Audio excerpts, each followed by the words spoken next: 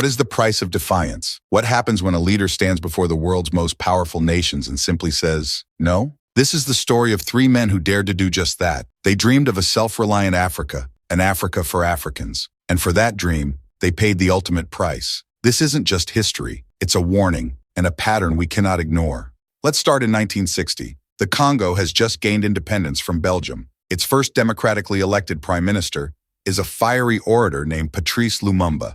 In his Independence Day speech, he was expected to thank the Belgian king. He did not. This public humiliation of the colonial power was his first no.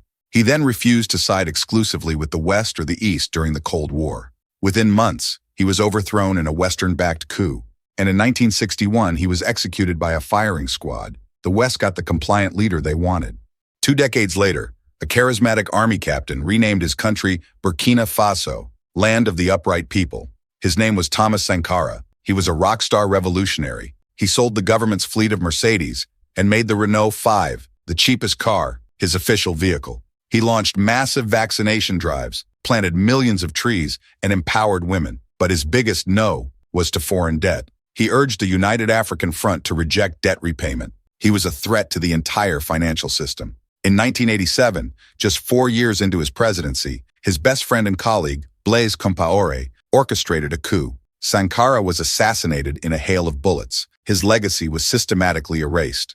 And then there was Muammar Gaddafi, a controversial and flamboyant figure but undeniably a Pan-Africanist. He used Libya's oil wealth to challenge Western dominance in a big way. He dreamed of a United States of Africa with a single gold-backed currency. Imagine that. A single African currency, backed by the continent's vast gold and mineral resources, to replace the US dollar and the CFA franc. This was his ultimate no to the Western financial system. In 2011, a NATO-led intervention, under the pretext of protecting civilians, directly supported rebels who hunted him down. He was captured, brutally tortured, and killed. A video of his bloody body was broadcast to the world.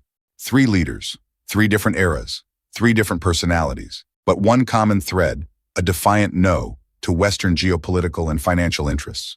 Lumumba said no to political subservience. Sankara said no to economic slavery. Gaddafi said no to financial dependency. Now, this is not to say these men were perfect saints. They had their flaws and controversies. But the question we have to ask is it a coincidence that when leaders try to fundamentally break their countries free from a system designed to keep them dependent, they are systematically removed? The method changes coups, assassinations, and humanitarian interventions, but the outcome remains tragically consistent. So what do we do with this knowledge? We don't use it to fuel despair, but to ignite awareness. The first step to breaking a pattern is to recognize that it exists. Share this video with one person who needs to see it. Start a conversation. Ask the difficult question: who gets to say no, and who gets to decide the price? Because an aware generation is the one that can finally change the script. The story doesn't have to end the same way.